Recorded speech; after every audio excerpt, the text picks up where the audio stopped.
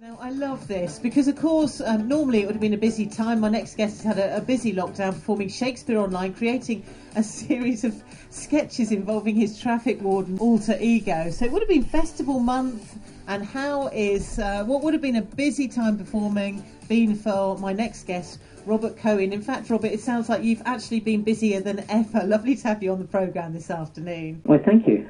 So you've been doing Shakespeare online, I understand. Yes, a friend of mine locally is a couple of nights a week having actors get online with each other and read Shakespeare's plays. But there's also another one called The Show Must Go Online, which has more of a sort of like is for the public. And I was in a performance of Richard II online the other day, in which I played the Duke of York. So really busy, but that aside, what I love more than anything is your alter ego, your traffic warden character, Quint McBride. Now, frustrating times, of course, because he can't get out there in his high vis jacket, Exactly. but it's all continued with a series of that you've been doing. Tell us more. That's right. Well, the original, he's in a stage show that I do called High Vis. I've been doing for some years, where he's confined to base by the actions of a stalker with an air rifle that sort of targets him. Now, of course, history is repeating itself for him, because he's not even confined to base, he's confined to home, so he can't do the job he loves, and he's frustrated, and so he's putting up these vlogs reacting to events and to and in his self-aggrandizing way, he feels that he's recording a moment in human history for posterity. And actually, this must be great, because I would imagine that Quint has now attracted a whole new audience online as well. Yeah, hopefully, yeah, it'll grow. It has been so incredibly difficult, hasn't it? You know, Brighton would normally have been absolutely full to capacity with people enjoying the amazing goings-on here, and it's all had to stop. Yes, I was going to be, with my wife Jenny and some other people, I was going to be in a new play about Machiavelli, and that's not happening. There's talk of it happening in the autumn, possibly. We shall see.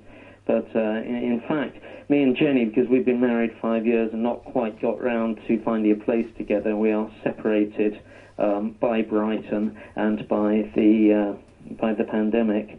So until the last couple of weeks, we haven't really seen much of each other. That is astonishing. So you've managed to spend isolation without your wife?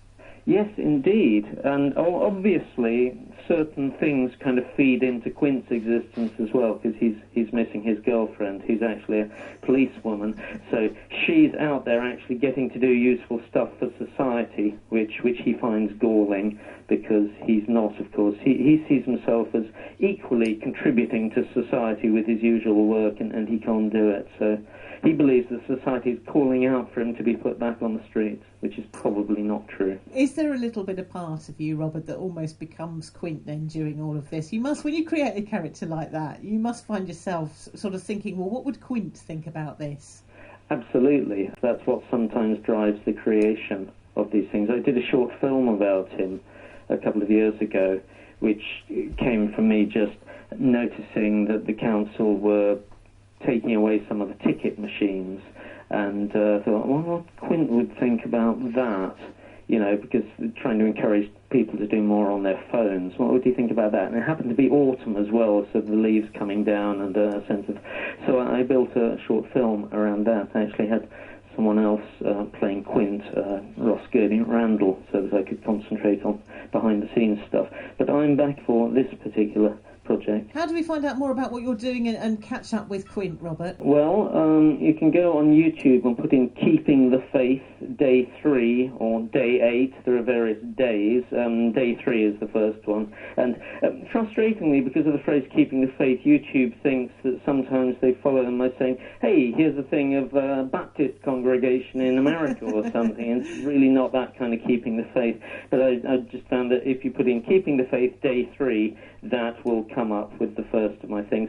Or the links are also very conveniently collated on my website, which is bobbycohen.co.uk. Well, it's always great to catch up with you, Robert. Thank you so much for joining us on the programme.